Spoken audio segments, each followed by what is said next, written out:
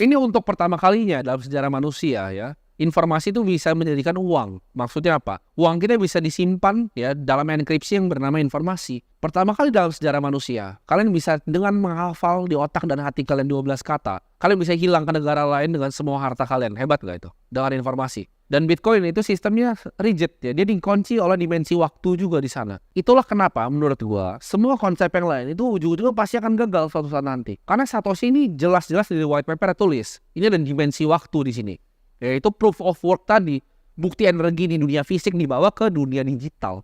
Ini adalah emas versi digital. Ketika energi dari fisik yang ini dibawa ke digital, dikunci dengan waktu, setiap 10 menit itu selalu ada blok baru. Setiap blok baru bilang adalah kamu nggak bisa mencuri dari network saya. Ini akan seperti matahari terbit gitu loh.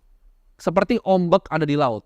Lu boleh punya opini terhadap ombak ya. Lu bisa bilang ombak tuh A, B, C. Lu bisa bilang matahari itu A, B, C. Tapi matahari akan terus terbit sama Bitcoin tuh 10 menit ada blok baru. Lu bisa punya opini tentang Bitcoin, tapi itu nggak akan pernah kemana-mana. Nggak akan mati, nggak akan hilang. Ini udah kayak living organism, nggak bisa dibunuh. Negara manapun nggak ada yang bisa kontrol. Ini pertama kali. Ini jangan dibandingin seperti Apple. Ada yang bilang gini, kok Bitcoin market cap-nya bisa nomor 8 di dunia ya? Bisa udah mau balap perusahaan A, B, C. Lu gak bisa bandingin antara perusahaan dengan Bitcoin, ini dua hal berbeda. Lu kalau mau bandingin Bitcoin, bandingin sama internet. Apple dibuat di atas internet. Jadi jangan tanya apakah Bitcoin akan lebih dari Apple. Sudah pasti bos. Karena ini base layer-nya ya. Kalau ini internet, ini Apple, ini Bitcoin nih. Atasnya gue gak tahu apa nanti. Bitcoin tuh kayak sama penemuan angka ya. Penemuan angka, penemuan api, penemuan roda ya. Itu level inventionnya sama. Lu nggak bisa bandingin dengan yang lain. Jadi kalau kalian mau punya opini ini scam, ini ponzi yang terus itu silahkan. Ya, kalian bisa punya opini itu terus. Bahkan El Salvador udah bikin dia punya private vault-nya sendiri untuk storing cold wallet-nya. Lu bisa punya opini apapun tentang Bitcoin, tapi itu nggak akan merubah Bitcoin. Ombak akan terus ada. Ya ada angin, ada ombak gitu. Itu udah kayak alam. Ya itu fisika dan matematika, nggak bisa kalian tantang.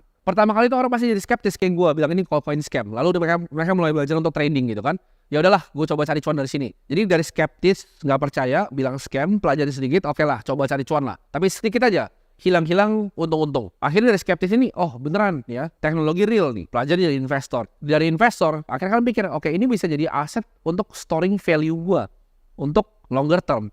Baru terakhir kalian akan jadi edukator. Kalian sharing ke teman-teman kalian apa yang kalian pelajarin di sini. Karena Bitcoin itu jangan kalian musuhin orang yang nggak suka dengan Bitcoin atau yang bilang scam. Justru kita rangkul karena ada satu orang baru yang mengedukasi tentang Bitcoin. Ada satu orang baru ya yang masuk join ke networknya. Ada satu orang baru yang bikin private key-nya.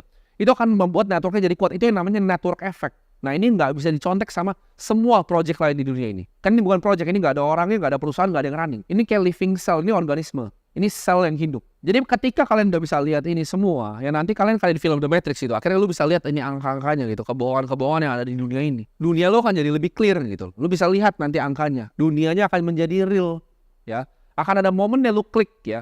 Semua teman-teman gue yang pegang Bitcoin itu besar ratusan sampai ribuan yang gue kenal pribadi. Itu nggak langsung lompat jadi ngerti Bitcoin, enggak. Mereka juga bilang scam dulu, belajar trading dulu, akhirnya jadi long term investor. Semua step-nya sama, itu nggak bisa di skip itu. Lu akan bantah dulu, jadi skeptis dengan semua pikirannya kalau akan nol gimana, lu pelajarin semuanya. Karena seperti ini ya, kalau kalian ngerti cara hitungnya Schrödinger model namanya. Gua tahu banyak kalian kan nggak belajar matematika. Cuman intinya gini, Bitcoin tuh either ke nol hancur sekalian atau jadi sangat besar. Ini nggak akan ada di tengah. Gak akan ada titik tengahnya antara 0 atau sangat besar. Ini binary 0 atau 1. Dan sekarang udah kelihatan arahnya kemana. Jadi silahkan. Gue juga dulu kira telat kok beli Bitcoin di 100 juta. Gue kira telat. Sekarang 1,5 miliar lebih. Apa kata enggak? Ini akan sampai 10 miliar. Gue mau sih Bitcoin akan 10 miliar per koin. Mungkin bukan di siklusnya ini. Tapi lo kalau tarik 4 tahun setiap siklusnya selalu sama hasilnya.